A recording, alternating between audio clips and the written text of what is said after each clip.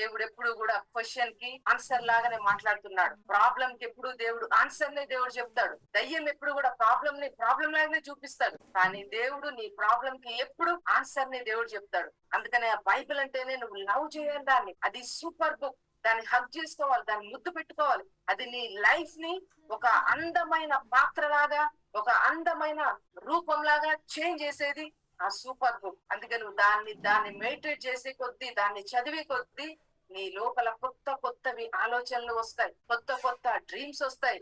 నువ్వు ఏ పరిస్థితి, ఏ ప్రాబ్లం ని ఏ విధంగా నువ్వు దాన్ని నీ జ్ఞానంతో దాన్ని నువ్వు కనుగొనాలో, ఏ విధంగా దాన్ని హ్యాండిల్ చేయాలో, ఇవన్నీ నీకు దేవుని యొక్క స్పిరిట్ పవర్ ద్వారా దేవుడు అన్నిటిని నీకు అనుగ్రహిస్తాడు, ఓపెన్ చేస్తాడు. జ్ఞానము అంటే వాక్యమే. నువ్వు జ్ఞానవంతుడు, వాక్యం లేకుండా నువ్వు జ్ఞానవంతుడిగా మార్చబడలేవు. నీకు జ్ఞానము ఉన్నది అంటే బైబిల్ ని బేస్ చేసుకొని నువ్వు